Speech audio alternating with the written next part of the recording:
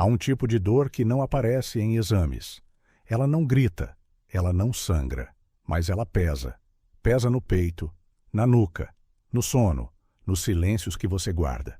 Essa dor tem um nome, culpa, e antes que a psicologia desse um diagnóstico, antes que a religião criasse os pecados capitais, antes que a sociedade inventasse o cancelamento, Dostoiévski já sabia. Ele viu essa culpa nos olhos de seus personagens. Ele escreveu sobre ela como quem escreve com o próprio sangue. E ele sabia. A culpa mais perigosa não é a que os outros te jogam. É a que você mesmo carrega, mesmo sem perceber. Porque tem algo em você que se recusa a esquecer. Talvez tenha sido um erro que você cometeu. Uma palavra que não devia ter dito. Uma pessoa que você deixou para trás. Ou talvez seja algo ainda mais profundo. Algo que nem você entende direito. Mas sente. É como uma presença invisível. Ela te acompanha. Nos seus melhores dias, nos piores também. Ela sempre volta. E o mais cruel, você pode nem saber de onde ela vem. Mas ela te molda, te sabota, te impede de ser leve, de relaxar, de confiar, de se permitir. A culpa tem muitos rostos. Às vezes, ela aparece como raiva. Você explode, mas não sabe por quê. Às vezes, ela vira ansiedade. Você vive tenso, como se estivesse sempre devendo algo. Às vezes, ela se disfarça de perfeccionismo. Você tenta ser impecável para compensar o que sente lá no fundo. E aí, quando a dor começa a incomodar, você corre para a religião, para a terapia, para a produtividade, para a distração. Mas a culpa não se dissolve com esforço.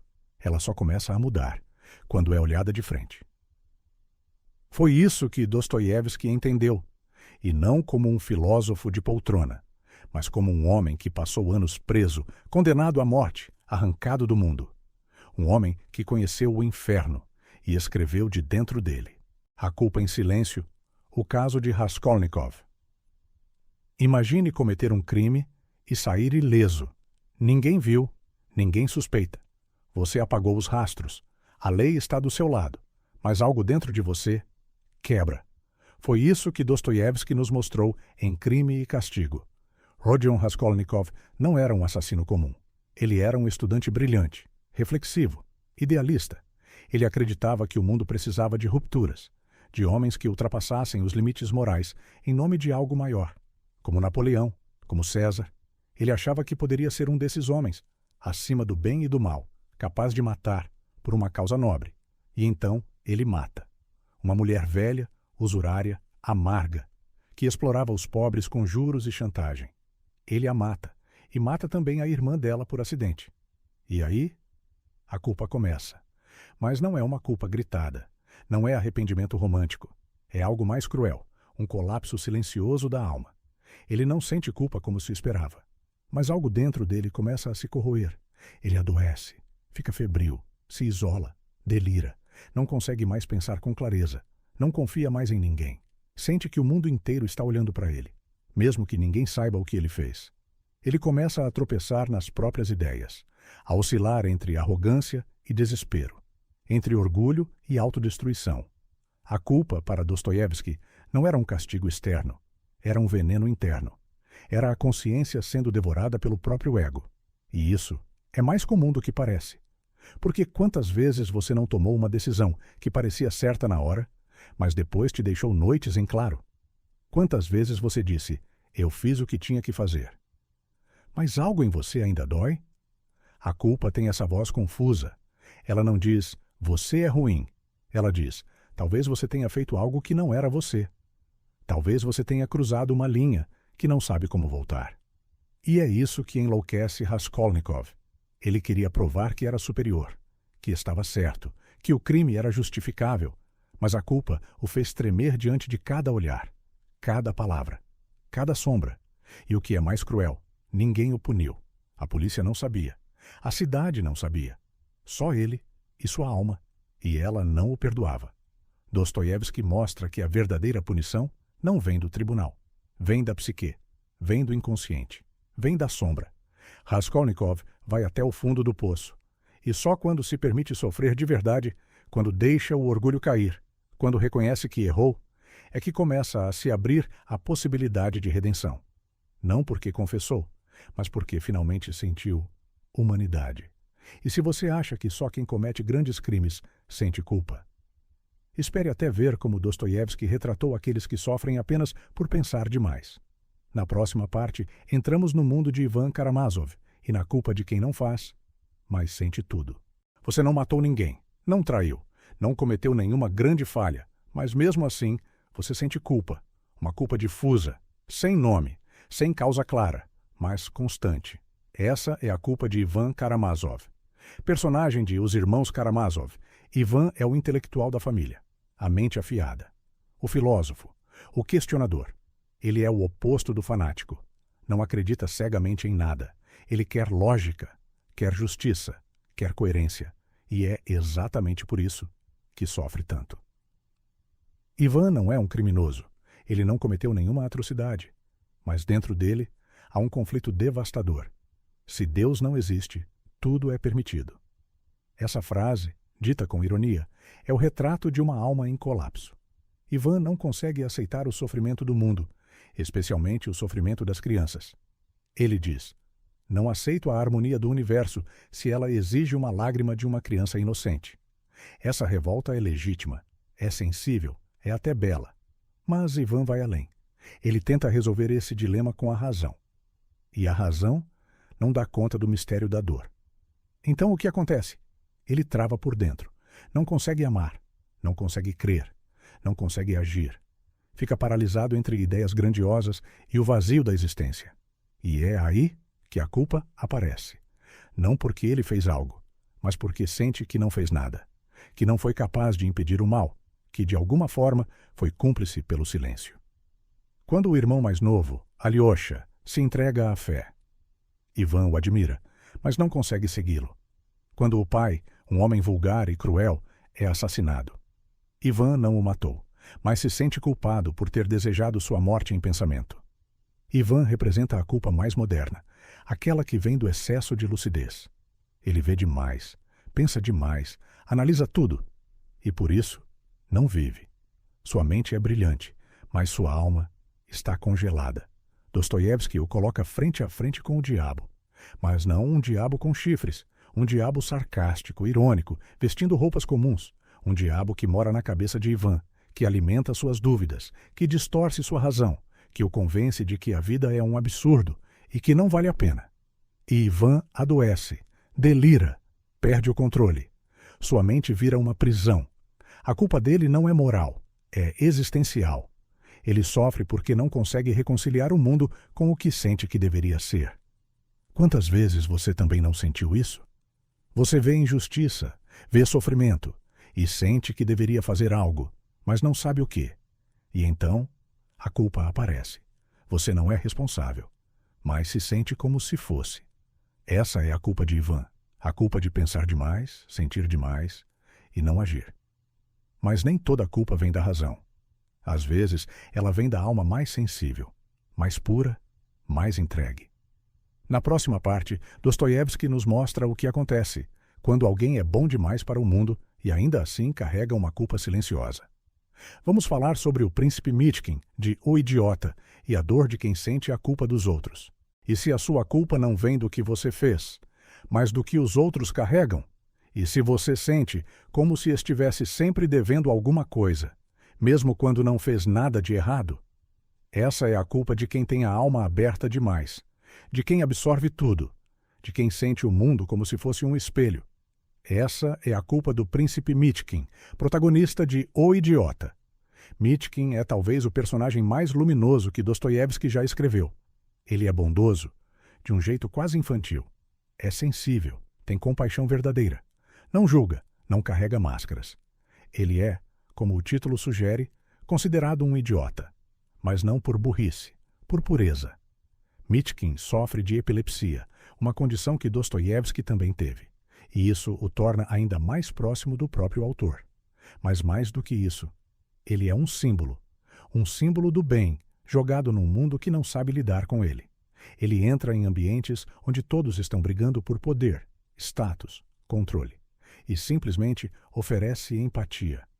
Olha nos olhos, ouve, sente. Ele ama e sofre. Porque nesse mundo, quem sente demais é visto como fraco, como inútil, como estranho. Mas Mishkin carrega outro tipo de culpa, a culpa de não conseguir salvar os outros. Ele tenta ajudar Nastasia Filipovna, uma mulher destruída por traumas, humilhações, abuso. Ele a ama, do jeito mais genuíno possível, mas ela não consegue se permitir ser amada. Porque está quebrada. Porque foi ensinada a se odiar. Porque acredita que não merece amor. E o que Mishkin faz? Ele sofre, silencia, se curva à dor dela, tenta resgatá-la, mesmo que isso o destrua, mas não consegue. Ela afunda e leva consigo uma parte dele. Essa é a dor de quem sente a dor dos outros como se fosse sua, e quando não consegue curar, se culpa. Não porque errou, mas porque não foi suficiente. Esse tipo de culpa é invisível, ninguém cobra, ninguém acusa, mas você sente, no fundo do peito, como se sua bondade fosse sempre falha, como se sua empatia nunca bastasse. Quantas vezes você já tentou ajudar alguém e falhou? Não por falta de esforço, mas porque a pessoa não queria ser ajudada. E depois, se culpou? Quantas vezes você sentiu que carregava os problemas da sua família, do seu parceiro, dos seus amigos, como se fossem seus? Essa é a culpa silenciosa do sensível, do empata, do que cuida de todos. Mas esquece de si. Mishkin vai se apagando. Sua bondade, que no começo parecia força, vai sendo esmagada pela violência do mundo. E no fim, ele enlouquece, ou volta a ser o que os outros chamavam de idiota. Mas agora, não por pureza, por exaustão. Dostoiévski mostra que até a luz, quando colocada no lugar errado, pode ser esmagada pela sombra. E a culpa de Mishkin não é por ter feito algo errado, é por não ter conseguido impedir a dor de quem ele amava. A mente humana é profunda como um oceano. Aquilo que vemos, pensamentos, decisões, palavras, é só a superfície. A parte submersa, escura, silenciosa, é o inconsciente. E é lá que a culpa mora. Dostoiévski, mesmo sem usar esse termo, foi um dos primeiros escritores a retratar personagens guiados por forças inconscientes. Gente que age sem saber por quê, que se destrói sem querer, que vive em conflito com algo que não entende. E foi isso que Freud e Jung perceberam mais tarde, que a culpa pode viver enterrada e, ainda assim, governar sua vida. Freud, a culpa como repressão. Freud via a culpa como produto do conflito entre o id, os desejos, o ego, a razão e o superego, a moral. Quando você faz algo que deseja, mas que o superego julga como errado, nasce a culpa. E como ela é incômoda demais, o cérebro a reprime. Mas ela não some, ela vira sintomas, sonhos perturbadores, ansiedade, compulsões, autoimagem distorcida. A culpa, segundo Freud, se transforma em punição autoimposta. Você começa a se sabotar, sem nem perceber. Escolhe relações que te machucam, trabalha até o colapso. Ou se impede de ser feliz, como se não merecesse. Quantos Raskolnikovs modernos você conhece? Pessoas que se punem sem serem punidas, que criam seus próprios castigos, como se fossem juízes de si mesmos. Jung. A culpa como sombra, Carl Jung foi além. Ele dizia que tudo o que você reprime, todos os pensamentos, emoções, impulsos e memórias que você não quer enxergar, vão parar na sua sombra. A sombra é o seu outro lado. Tudo o que você não aceita ser, mas é. Quando você sente culpa e não a reconhece, ela vai para lá. Mas ela não fica quieta. A sombra encontra formas de voltar, nos seus julgamentos, nos seus medos, nas suas atitudes impulsivas, na raiva sem motivo, na tristeza sem explicação. E quando você não a olha, ela cresce e toma conta. Jung dizia: até você tornar o inconsciente consciente, ele vai governar sua vida, e você vai chamá-lo de destino. A culpa que você não reconhece vira padrão, vira ciclo, vira autoabandono, vira sabotagem. E aqui está o ponto essencial. Não é preciso ter feito algo grave para carregar culpa. A culpa pode vir de crenças herdadas, de ter sido ensinado que você devia ser de um certo jeito, de ter sentido que decepcionou alguém, de não ter conseguido salvar quem amava, de ter sobrevivido quando outros não puderam.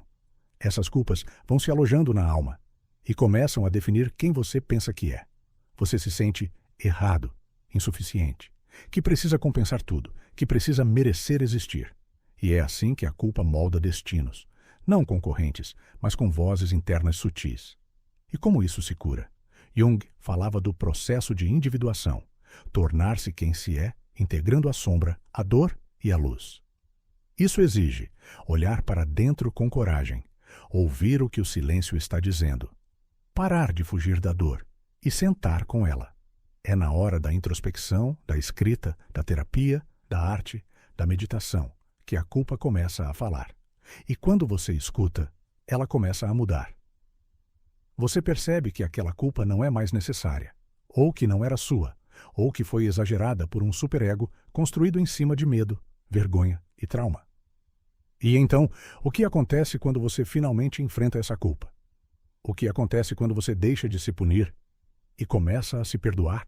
Existe um momento em que a dor muda de forma, ela deixa de ser veneno e vira remédio, mas não é mágica, não é imediata, não é pensamento positivo, é transformação, e transformação verdadeira. Dói. Dostoiévski sabia disso. Seus personagens afundam, mas não à toa.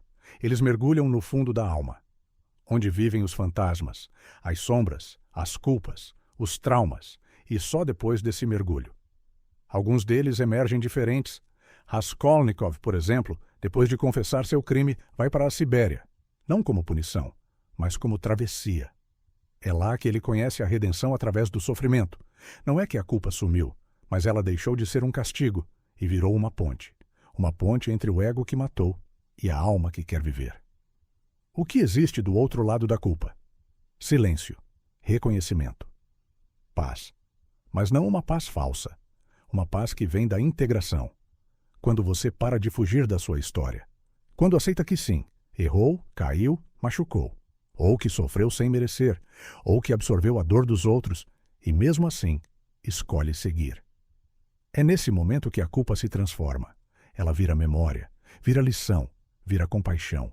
Você olha para si mesmo e não se odeia mais, olha para o passado, e não quer apagá-lo, mas compreendê-lo.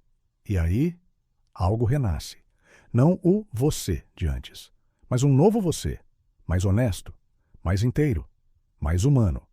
Foi isso que Jung chamou de individuação, o processo de se tornar quem se é após integrar o que se negava. Foi isso que Dostoiévski fez com seus personagens, e com ele mesmo. Um homem que quase foi executado, que passou por prisões, doenças, perdas. E ainda assim escreveu sobre o valor da alma. Ele dizia: a beleza salvará o mundo. Mas essa beleza não é estética, é espiritual. É a beleza de alguém que sofreu, e não virou pedra. Que caiu, e não virou cinismo. Que sentiu culpa, mas não deixou de amar. E você? Se você está ouvindo isso e se reconhece, se alguma culpa antiga ainda pesa, se você sente que há algo quebrado, imperdoável, irreparável, eu te digo, você não está só. Você não está perdido. Você não é seu erro. Você é o que faz com ele agora. A dor que você carrega pode virar semente. A culpa que te consome pode virar verdade. E essa verdade te liberta, não do passado, mas do autoabandono. Acolher sua sombra não te torna pior, te torna real, te torna inteiro. E o mundo precisa disso, de gente que já passou pela escuridão e voltou com luz nos olhos. Se esse vídeo falou com você, compartilhe. Alguém pode estar precisando ouvir exatamente isso agora. Deixe nos comentários. Você já sentiu essa culpa silenciosa? Já conseguiu atravessar? Ou ainda está no meio da travessia? E lembre-se, a culpa que você sente não é o fim, é o começo da sua cura.